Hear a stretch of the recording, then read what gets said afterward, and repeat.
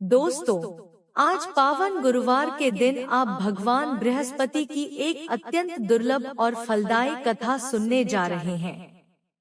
ऐसा कहा जाता है कि जो भी श्रद्धा से इस कथा को सुनता है, उसकी सभी मनोकामनाएं गुरु बृहस्पति की कृपा से पूर्ण होती हैं। तो आइए, शांत चित्त और श्रद्धा से भरकर इस कथा की ओर आगे बढ़ते हैं। बहुत समय पहले भारतवर्ष में एक प्रतापी और दानी राजा राज करता था। उसका हृदय बड़ा ही उदार था।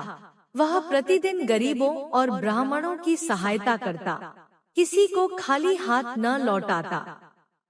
लेकिन दुर्भाग्यवश उसकी रानी को यह सब अच्छा नहीं लगता था।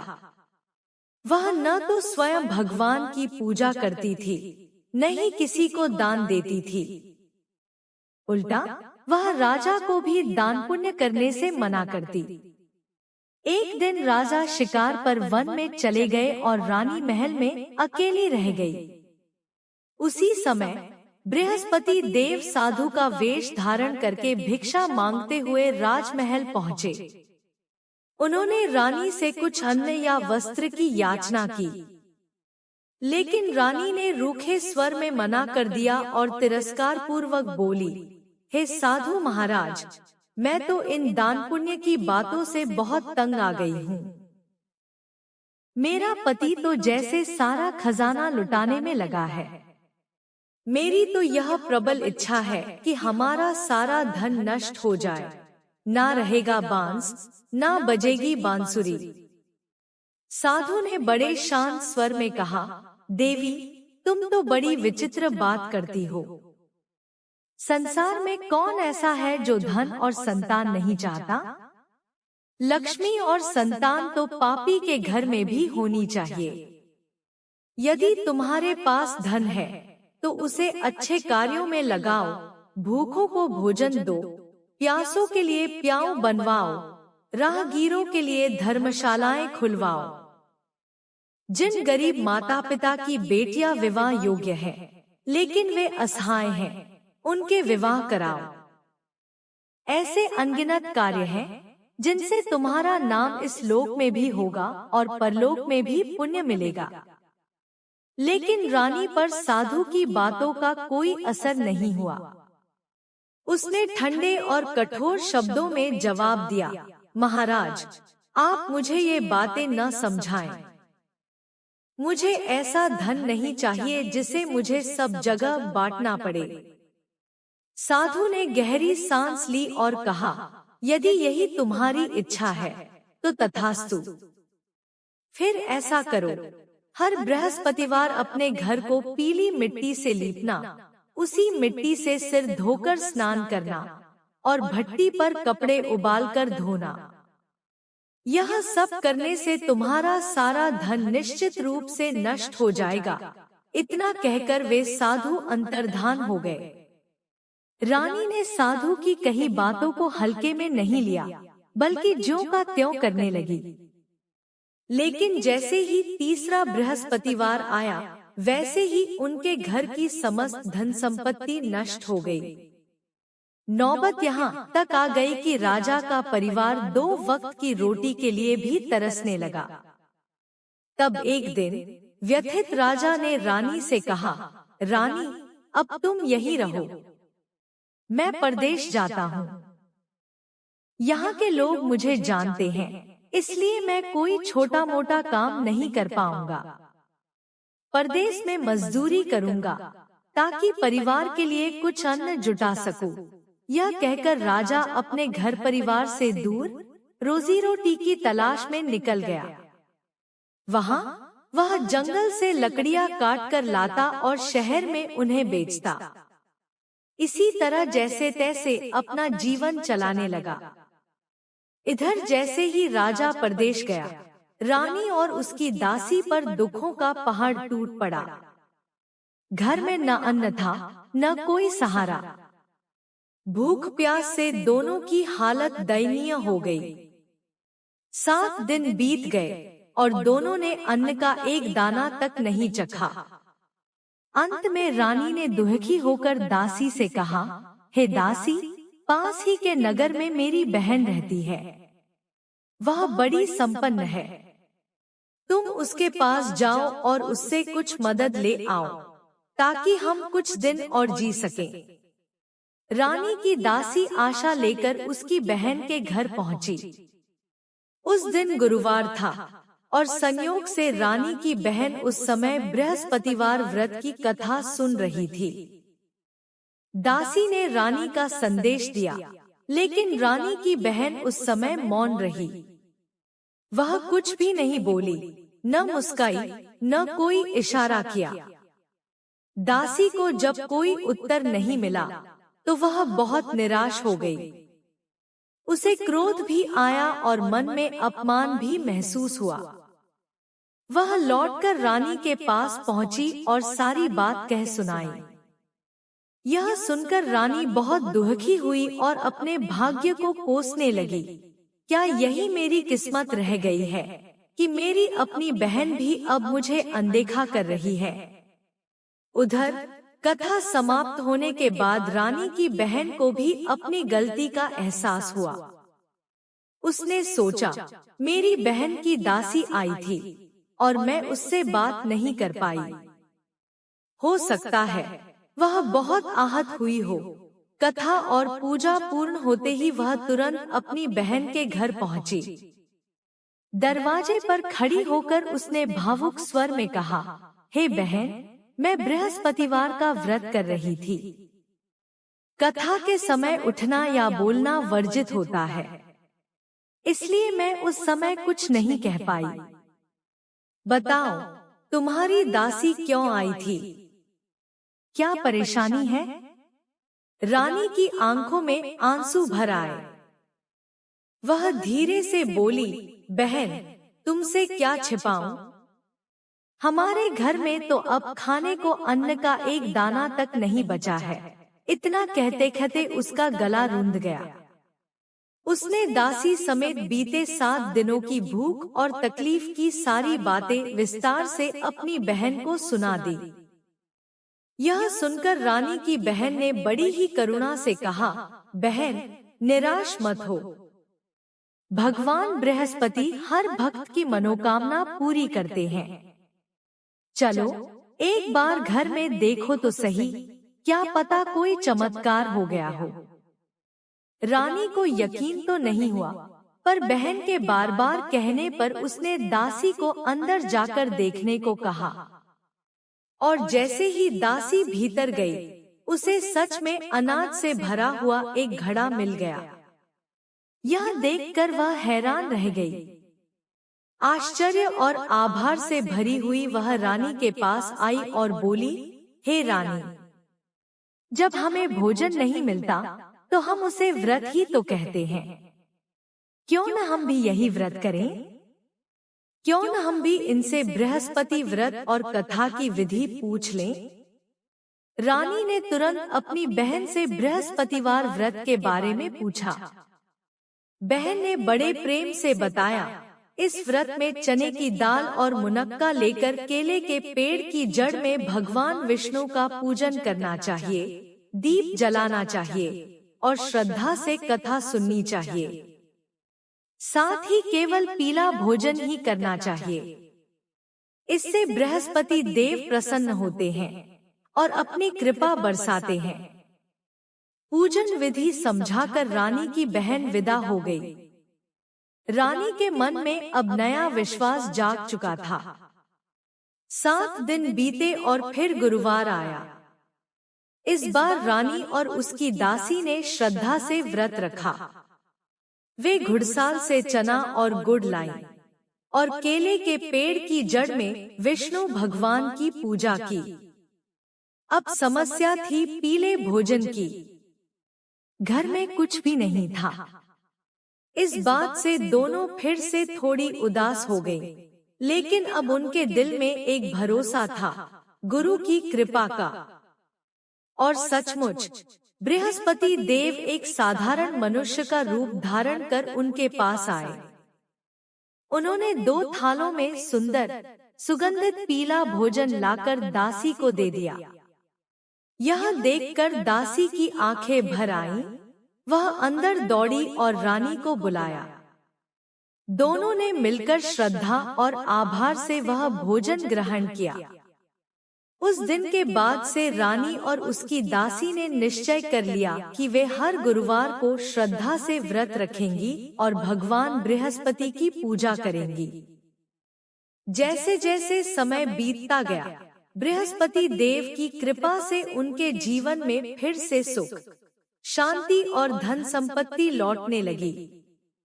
लेकिन जैसे ही जीवन सामान्य हुआ, रानी फिर से पहले जैसे आलसी स्वभाव की हो गई। यह देखकर दासी ने प्रेम पूर्वक टोका, रानी जी, आप फिर उसी गलती को दोहरा रही हैं। पहले भी इसी आलस्य और उपेक्षा के कारण सब कुछ खो बैठी थी, और अब जब भगवान ने कृपा करके हमें फिर से धन दिया है, तो आप फिर लापरवाह हो रही हैं। दासी ने समझाते हुए आगे कहा, हमने बहुत दुख सहकर यह सुख पाया है। अब समय है कि इस धन को अच्छे कार्यों में लगाया जाए। भूखों को भोजन दें, जरूरतमंदों की सहायता करें और पुण्य के कामों में हाथ बंटाएं। ऐसा करने से तुम्हारा नाम भी होगा, पितृगण प्रसन्न होंगे और स्वर्ग की प्राप्ति भी सुनिश्चित होगी। रानी को दासी की बात गहराई से छू गई। उसने निश्चय किया कि अब वह धन का सदुपयोग करेगी। वह दान पुण्य करने लगी, जरूरतमंदों की मदद करने लगी।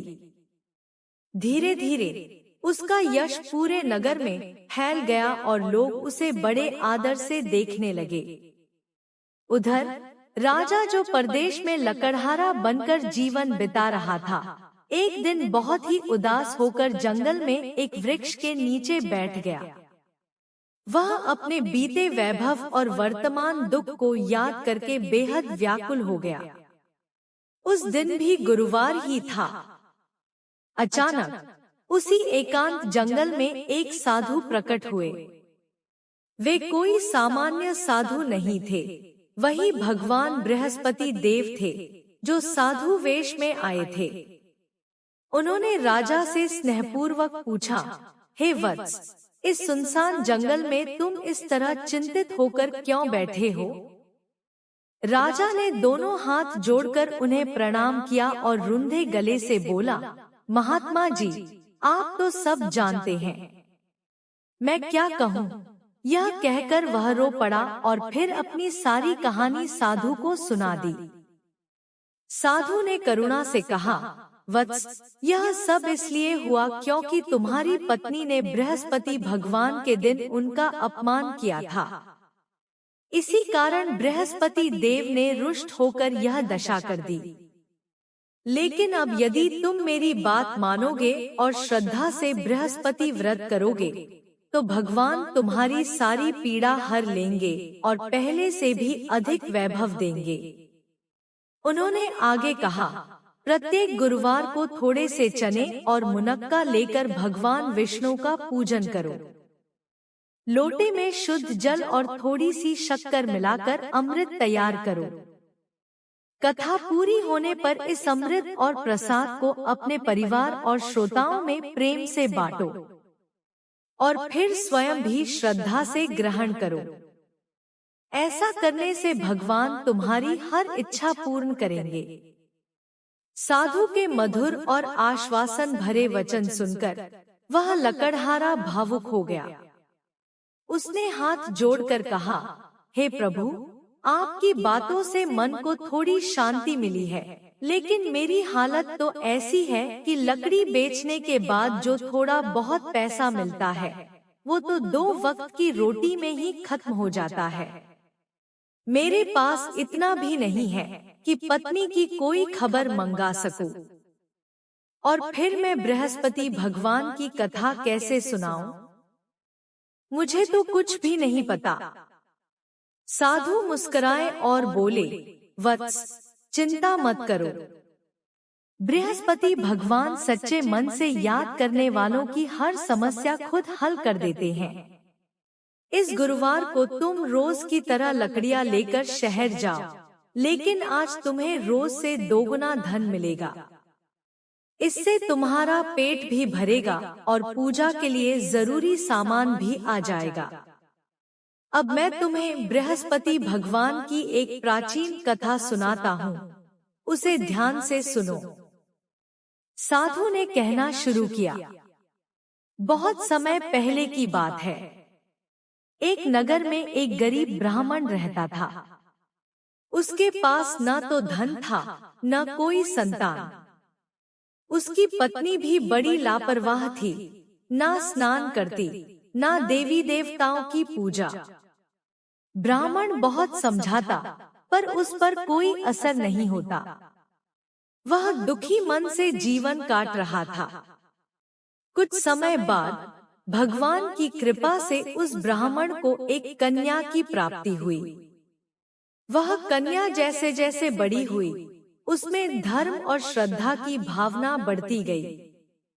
वह प्रतिदिन प्रातःकाल स्नान करके भगवान विष्णु का नाम स्मरण करती और बृहस्पतिवार का व्रत करती।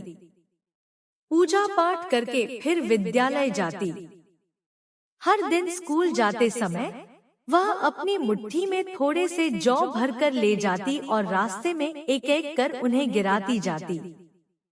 भगवान की कृपा से वे जौ सोने के बन जाते। लौटते समय वह उन स्वर्ण जौ को इकट्ठा कर घर लाती, जिससे घर का खर्च चलता और पूजा पाठ का भी प्रबंध हो जाता। एक दिन की बात है। ब्राह्मण की वह धर्मपरायण बेटी रोज की तरह सोने में बदल चुके जौ को सूप में डालकर साफ कर रही थी। तभी उसके पिता ने उसे देख लिया। वह हैरान होकर बोले, बेटी, जब जौ सोने के हो गए हैं, तो उन्हें छानने का सूप भी सोने का होना चाहिए। यह बात उस कन्या के दिल को छू गई। अगले दिन गुरुवार था। वह रोज की तरह बृहस्पति भगवान का व्रत करने बैठी। पूजा के बाद उसने भाव भरी प्रार्थना की, हे बृहस्पति देव, मैंने सच्चे मन से आपकी पूजा की है। यदि आप मुझसे प्रसन्न हो, तो मुझे सोने का सूप प्रदान करें, ताकि मैं आपके दिए हुए इन सोने जैसे जौ को उसी सम्मान से छान सकूं। उसकी निष्कलंक श्रद्धा से प्रसन्न होकर बृहस्पति देव ने उसकी प्रार्थना स्वीकार कर ली। उस दिन जब वह कन्या स्कूल जाते समय जौ गिराती हुई निकली और वापसी में उन्हें बीन रही थी, तो उसे रास्ते में एक चमकदार, सुंदर सोने का सूप पड़ा मिला। वह बहुत खुश हुई और उस सूप को लेकर घर लौट आई। अब वह हर दिन उसी में जौ छानने लगी। लेकिन उसकी माँ अब भी पहले जैसी ही थी, बिना श्रद्धा, बिना भक्ति। कुछ समय बाद की बात है। वह कन्या आंगन में बैठी थी और अपने सोने के सूप में स्वर्ण जौ छान रही थी। ठीक उसी समय नगर का राजकुमार वहां से होकर गुजरा। उसकी दृष्टि उस कन्या पर पड़ी। भक्ति, सादगी और सौंदर्य से युक्त वह छवि उसके मन में उतर गई। वह कुछ देर वहीं ठिठक गया और फिर चुपचाप लौटकर महल चला गया। लेकिन अब राजकुमार न भोजन करता, न जल ग्रहण करता, बस उसी छवि में खोया रहता। जब राजा को अपने पुत्र की इस दशा की जानकारी मिली, तो वह चिंतित हुआ। वह तुरंत अपने मंत्री के साथ राजकुमार के पास पहुंचा और प्रेम पूर्वक बोला, बेटा, तुम्हारे चेहरे पर उदासी क्यों है? क्या किसी ने तुम्हारा अपमान किया है या कोई अन्य कारण है? जो भी हो, तुम निसंकोच कहो, मैं तुम्हारी खुशी के लिए सब कुछ करूंगा। राजकुमार ने सिर झुकाकर कहा, पिताश्री, मुझे कोई कष्ट नहीं, न किसी ने मेरा अपमान किया है। बस एक ही बात है, मैं उस कन्या से विवाह करना चाहता हूँ, जो सोने के सूप में स्वर्ण जौ छान रही थी। यह सुनकर राजा भी आश्चर्यचकित रह गया। लेकिन वह अपने पुत्र के प्रेम में बंधे हुए थे। उन्होंने मुस्कुराकर कहा, बेटा, ऐसी कन्या का पता लगाना अब तुम्हारा कार्य है। जब वह मिल जाए तो मैं तुम्हारे विवाह में कोई कसर नहीं छोड़ूंगा। जब राजकुमार ने उस कन्या का घर बताया तो मंत्री वहां गए और ब्राह्मण देवता से सारी बात कही। ब्राह्मण को जब ज्ञात हुआ कि उनकी पुत्री का विवाह स्वयं राजकुमार से होना है तो वह परम प्रसन्न हुए और सहर्ष विवाह को स्वीकार कर लिया। विधिपूर्वक वेद मंत्रों के साथ ब्राह्मण की सुपुत्री का विवाह राजकुमार से संपन्न हुआ। वह कन्या जो पहले बृहस्पति देव की भक्ति करती थी, अब राजमहल की रानी बन गई। लेकिन जैसे ही वह कन्या अपने मायके से ससुराल गई, पुराने घर में फिर से दरिद्रता का वास हो गया। खाने को अन्न तक न था। कुछ समय तक जैसे तैसे जीवन चला। फिर एक दिन दुखी मन से ब्राह्मण देवता अपनी बेटी से मिलने महल पहुँचे। पुत्री ने उन्हें स्नेहपूर्वक गले लगाया और पूछा, पिताजी, क्या माँ ठीक है? ब्राह्मण की आंखों में नमी थी।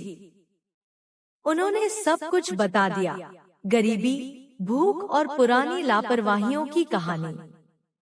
बेटी ने ढेर सारा धन देकर पिता को विदा किया। कुछ समय के लिए घर में सुख आ गया, परंतु थोड़े दिनों में फिर वही हाल हो गया। ब्राह्मण फिर महल आए और अपनी पीड़ा बताई। तब कन्या ने कहा, पिताजी, अब माँ को भी साथ ले आइए।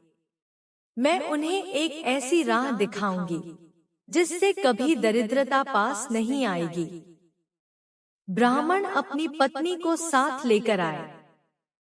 कन्या ने माँ से कहा, माँ, सुबह जल्दी उठकर स्नान करो, फिर भगवान विष्णु का पूजन करो।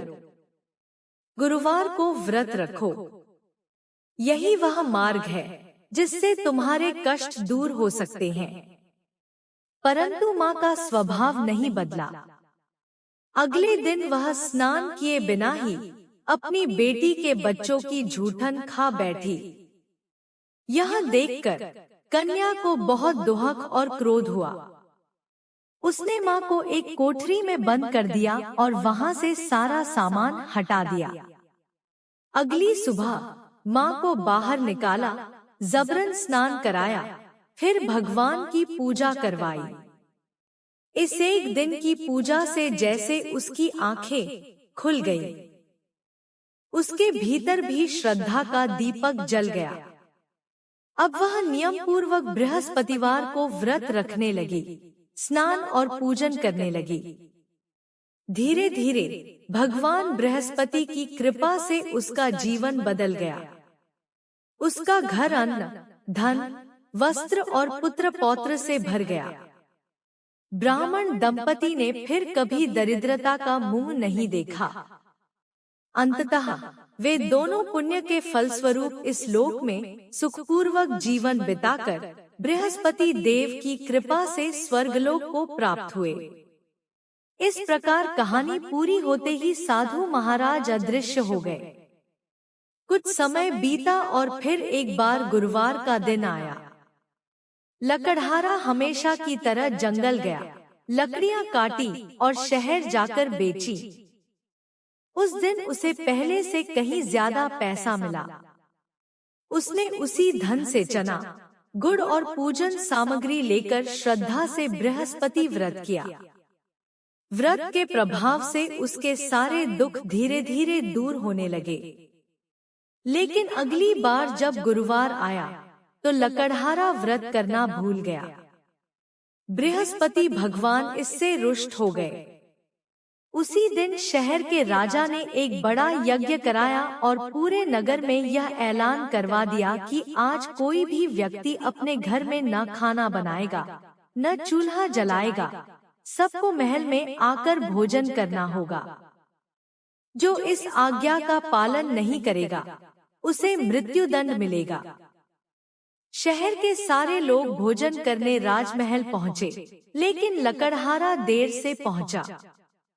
राजा उसे देखकर अपने साथ महल ले गए और उसे खाना परोसने लगे। तभी रानी की नजर एक खूंटी पर पड़ी, जहां उनका बहुमूल्य हार टंगा होता था, जो अब वहां नहीं था। रानी को शक हुआ कि यह हार लकड़हारे ने चुरा लिया है। उन्होंने सिपाहियों को बुलाया और उसे जेल में डलवा दिया। जेल में बैठा लकड़हारा बहुत दुखी हुआ। सोचने लगा, न जाने किस जन का पाप है जो ऐसी हालत में हूँ। तभी उसे वह साधु याद आया जो जंगल में मिला था। वह मन ही मन उन्हें पुकारने लगा। उसी पल साधु के रूप में बृहस्पति देव प्रकट हुए और बोले, अरे मूर्ख, तूने इस बार व्रत नहीं किया, कथा नहीं कही, इसीलिए ये कष्ट आया। लेकिन घबरा मत, इस गुरुवार को जेल के दरवाजे पर तुझे 4 पैसे मिलेंगे, उनसे पूजन करना, कथा कहना, सब ठीक हो जाएगा। गुरुवार को सचमुच उसे 4 पैसे मिले। उसने पूरी श्रद्धा से पूजन किया और कथा सुनाई। उसी रात बृहस्पति देव ने राजा को स्वप्न दिया और कहा, जिसे तुमने जेल में डाला है वह निर्दोष है। रानी का हार उसी खूंटी पर है। अगर तूने उसे नहीं छोड़ा तो तेरा राज्य नष्ट कर दूंगा। सुबह होते ही राजा घबरा गया। खूंटी पर देखा, हार वही था। उसने लकड़हारे को तुरंत रिहा करवाया, क्षमा मांगी और सम्मान के साथ वस्त्र और आभूषण देकर विदा किया। लकड़हारा, जो अब बृहस्पति व्रत का सच्चा अनुयायी बन चुका था, अपने नगर की ओर लौट पड़ा। जब वह अपने नगर के पास पहुंचा, तो हैरान रह गया। वहां पहले से भी ज्यादा सुंदर बाग बगीचे, तालाब, कुएं, धर्मशालाएं और मंदिर बन गए थे। उसने लोगों से पूछा, यह सब किसका है? लोगों ने बताया, यह सब तो रानी और बंदी का है। राजा को बड़ा आश्चर्य हुआ और साथ ही गुस्सा भी आया।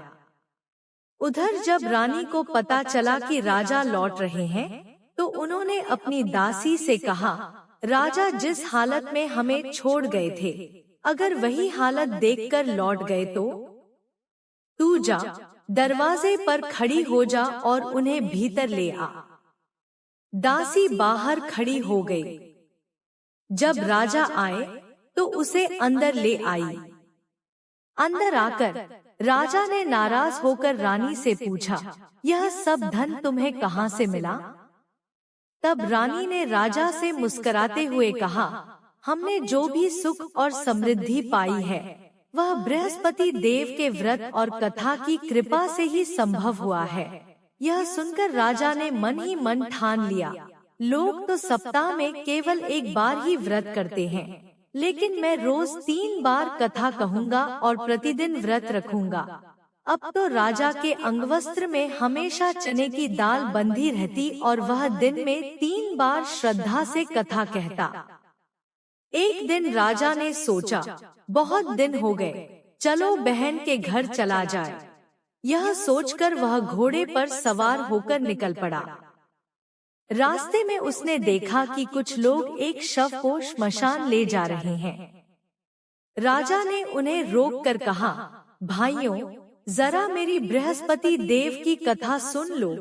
कुछ लोगों ने गुस्से से कहा, अरे, हमारा आदमी मर गया है और इसे अपनी कथा सुनाने की पड़ी है। लेकिन कुछ ने शांत होकर कहा, ठीक है, कथा सुना दो। राजा ने तुरंत दुपट्टे से दाल निकाली और कथा शुरू की। जैसे ही कथा आधी हुई, वह शव हिलने लगा और पूरी कथा समाप्त होते होते वह मरा हुआ व्यक्ति राम राम करता हुआ उठ बैठा। सब लोग आश्चर्यचकित रह गए। आगे बढ़ते हुए राजा को एक किसान खेत जोतते हुए मिला। राजा ने कहा, भैया, तुम मेरी बृहस्पति कथा सुन लो। किसान ने तिरस्कार से कहा, जब तक मैं तेरी कथा सुनूंगा तब तक 4 हल की जोत निकल जाएगी। चल, अपनी कथा कहीं और सुना। राजा चुपचाप आगे बढ़ गया। जैसे ही राजा वहां से गया, किसान के बैल अचानक गिर पड़े और किसान को पेट में तेज दर्द होने लगा। उसी समय उसकी माँ रोटियां लेकर खेत में पहुंची। बेटे की हालत देखकर वह घबरा गई। उसने सारी बात पूछी और बेटे ने सच्चाई बता दी। बुढ़िया दौड़ती हुई उस दिशा में गई जहां से घोड़े पर सवार राजा गया था। उसे पकड़कर बोली, राजा बेटा, तेरी कथा मैं सुनूंगी, लेकिन खेत पर ही चलकर सुना दे। राजा ने उसकी बात मान ली और खेत पर जाकर श्रद्धा से कथा सुनाई। जैसे ही कथा पूरी हुई, बैल फिर से उठ खड़े हुए और किसान का पेट दर्द भी जाता रहा। इसके बाद राजा अपनी बहन के घर पहुंचा। बहन ने बड़े प्रेम से उसका स्वागत किया, आदर सत्कार किया। अगले दिन सुबह जब राजा उठा तो देखा कि सभी लोग खाना खा रहे हैं। उसने बहन से पूछा, कोई ऐसा है जिसने अभी तक भोजन न किया हो? मैं उसे बृहस्पति व्रत की कथा सुनाना चाहता हूँ।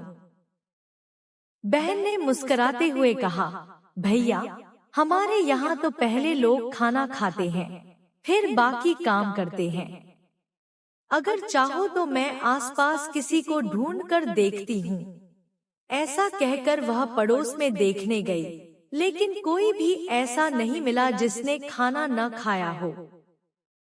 फिर वह पास ही एक कुम्हार के घर गई, जहां पता चला कि उनका बेटा बीमार है और पिछले 3 दिनों से घर में किसी ने भोजन नहीं किया। रानी ने कुम्हार से अनुरोध किया कि वह उसके भाई की कथा सुने। कुम्हार मान गया। राजा ने वहां जाकर श्रद्धा से बृहस्पति देव की कथा सुनाई और जैसे ही कथा पूरी हुई, कुम्हार का बेटा चमत्कारिक रूप से ठीक हो गया। अब तो राजा की प्रशंसा हर जगह होने लगी। कुछ समय बाद राजा ने अपनी बहन से कहा, बहन, अब मैं अपने घर लौटना चाहता हूँ। तुम भी मेरे साथ चलो। बहन ने जब यह बात अपनी सास से कही, तो सास ने साफ शब्दों में मना कर दिया, तू जा सकती है, लेकिन अपने बच्चों को मत ले जाना। तेरे भाई की कोई संतान नहीं है। बहन ने भाई से कहा, मैं चलूंगी, लेकिन बच्चों को नहीं ले जा सकती। यह सुनकर राजा का मन उदास हो गया। वह बोला, अगर बच्चे नहीं चलेंगे तो तुम्हारे आने का भी क्या अर्थ रह जाएगा। दुखी मन से राजा अकेले ही अपने नगर लौट आया। घर पहुंचकर राजा ने रानी से कहा, हम तो निर्वंशी हैं। अब तो मुझे किसी का मुंह देखने लायक भी नहीं रह गया है। मैं खाना भी नहीं खाऊंगा। रानी ने उसे सांत्वना देते हुए कहा, प्रभु, जब बृहस्पति देव ने हमें अब तक सब कुछ दिया है, तो संतान भी जरूर देंगे। उसी रात बृहस्पति देव राजा के स्वप्न में आए और बोले, हे राजा, चिंता छोड़ दो, तुम्हारी रानी गर्भवती है। यह सुनकर राजा की सारी चिंता खुशी में बदल गई। 9वां महीना पूरा हुआ और रानी ने एक सुंदर पुत्र को जन्म दिया। राजा बहुत प्रसन्न हुआ, लेकिन उसने रानी से कहा, देखो, एक बात का ध्यान रखना। स्त्री बिना भोजन के रह सकती है, लेकिन बिना बोले नहीं रह सकती। मेरी बहन जब आए तो तुम उससे कोई उलझन मत करना। रानी ने सहमति में सिर हिला दिया। जब राजा की बहन को यह शुभ समाचार मिला तो वह बहुत खुश हुई। ढेर सारी बधाइयों के साथ वह अपने भाई के घर आई। लेकिन जैसे ही वह पहुंची, रानी ने तंज कसते हुए कहा, घोड़े पर नहीं, गधे पर चढ़कर आई हो क्या? राजा की बहन हंसकर बोली, भाभी, अगर मैं ऐसा न कहती तो शायद तुम्हें यह सुख नहीं मिलता। बृहस्पति देव तो ऐसे ही हैं, जिसके मन में जैसी भावना होती है उसी के अनुसार वे उसका कल्याण करते हैं। जो भी श्रद्धा और सच्चे दिल से बृहस्पतिवार का व्रत करता है, उनकी सभी मनोकामनाएं बृहस्पति देव जरूर पूरी करते हैं। चाहे वह व्रत करे, कथा पढ़े, सुने या दूसरों को सुनाए, बृहस्पति देव हमेशा उनकी रक्षा करते हैं और जीवन में सुख शांति और समृद्धि का मार्ग खोलते हैं। जैसे राजा और रानी ने सच्चे भाव से व्रत किया, कथा कही और सुनी, उन्हें वैसा ही फल मिला। उनकी सारी इच्छाएं पूर्ण हुई। हमें भी यही सीख मिलती है कि अगर हम श्रद्धा, प्रेम और आस्था से बृहस्पति देव का स्मरण करेंगे तो निश्चित ही हमारा जीवन भी आनंदमय होगा। तो आइए सच्चे हृदय से एक बार बोलें, भगवान बृहस्पति देव की जय, भगवान श्री लक्ष्मी नारायण जी की जय। अगर आपको यह कथा पसंद आई हो, आरती में भाव जागे हो, तो इस वीडियो को लाइक और शेयर जरूर करें। कमेंट में भगवान बृहस्पति देव जी की जय लिखना न भूलें और चैनल को सब्सक्राइब करें। आज ही हमारे चैनल पर ज्येष्ठ मास महात्म्य की कथा भी जरूर सुनिएगा। प्रेम से एक बार फिर बोलिए, भगवान श्री बृहस्पति देव की जय।